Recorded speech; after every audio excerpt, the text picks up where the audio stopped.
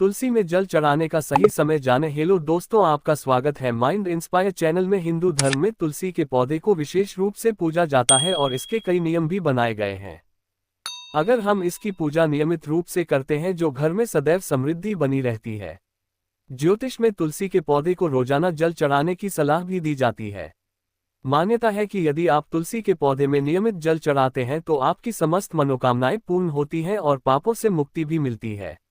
इसी वजह से इस पौधे में नियम से जल चढ़ाया जाता है। लेकिन क्या आपने कभी सोचा है कि इस पवित्र पौधे में भी जल चढ़ाने के विशेष नियम हैं और एक निश्चित समय में ही इसमें जल चढ़ाना चाहिए जिससे समृद्धि बनी रहे। तुलसी के पौधे में जल चढ़ाने का सही समय क्या है जिससे आपको शुभ फलों की प्राप्ति हो?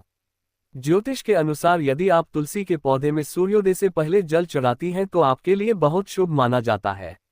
यदि आप इस समय पर तुलसी में जल देती हैं तो आपको इसका सबसे उत्तम फल मिलता है। दरअसल किसी भी पूजा पाठ के लिए सूर्योदय से पहले का समय सबसे अच्छा माना जाता है और तुलसी में माता लक्ष्मी का वास होता है, इसलिए यदि आप इसमें सही समय पर जल चढ़ाती हैं तो आपको माता लक्ष्मी की कृपा दृष्टि भी प्राप्त होती है।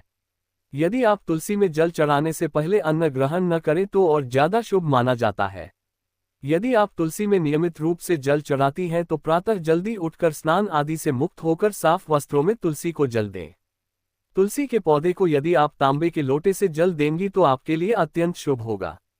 ऐसी मान्यता है कि प्रातःकाल शरीर और मन दोनों पवित्र होते हैं, इसलिए यदि आप इस समय तुलसी में जल चढ़ाती हैं तो इसे बहुत लाभकारी माना जाता है।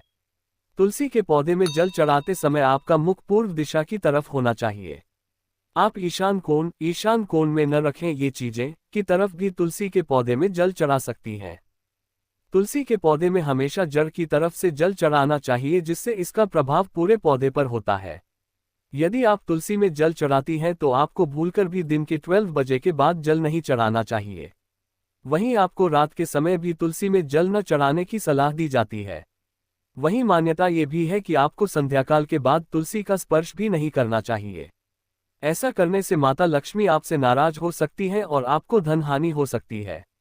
आपको एकादशी तिथि के दिन भी तुलसी के पौधे में जल न चढ़ाने की सलाह दी जाती है क्योंकि इस दिन माता तुलसी भगवान विष्णु के लिए निर्जला उपवास रखती हैं। आपको रविवार के दिन भी तुलसी के पौधे में जल नहीं चढ़ानी चाहिए। तुलसी में बहुत ज्यादा मात्रा में एक साथ जल नहीं चढ़ाना चाहिए। यदि आप ज्योतिष की माने तो तुलसी में जल चढ़ाने से घर की नकारात्मक ऊर्जा दूर होती है और आपको धन लाभ हो सकते हैं क्योंकि इससे माता लक्ष्मी प्रसन्न होती हैं। घर में आने वाली समस्याओं को कम करने में मदद मिलती है और घर में सकारात्मक ऊर्जा का प्रवेश होता है। तुलसी में जल चढ़ाने से भगवान विष्णु की कृपा भी प्राप्त होती है क्योंकि तुलसी को विष्णु प्रिय माना जाता है। आपको तुलसी में जल चढ़ाने के साथ इसके पास दीपक जलाने की सलाह भी दी जाती है। यदि आप भी तुलसी में नियमित रूप से जल चढ़ाती हैं तो ध्यान रखें कि आपको सही समय में ही जल देना चाहिए जिससे आपको शुभ फलों की प्राप्ति हो। तुलसी के पौधे को यदि आप तांबे के लोटे से जल देंगी तो आपके लिए अत्यंत शुभ होगा। ऐसी मान्यता है कि प्रातःकाल शरीर और मन दोनों पवित्र होते हैं, इसलिए यदि आप इस समय तुलसी में जल चढ़ाती हैं तो इसे बहुत लाभकारी माना जाता है। तुलसी के पौधे में जल चढ़ाते समय आपका मुख पूर्व दिशा की तरफ होना चाहिए। तुलसी को जल चढ़ाते समय अगर आप एक और काम कर लेंगे तो मां लक्ष्मी जल्द प्रसन्न होंगी। ज्योतिष शास्त्र के अनुसार तुलसी को जल देते समय ओम सुभद्राय नमः मंत्र का 11 या 21 बार जाप करें। मान्यता है कि तुलसी पर जल चढ़ाते समय इस मंत्र का जाप आर्थिक तंगी दूर कर देता है। आप चाहे तो हल्दी को तुलसी के पौधे पर छिड़क भी जा सकते हैं।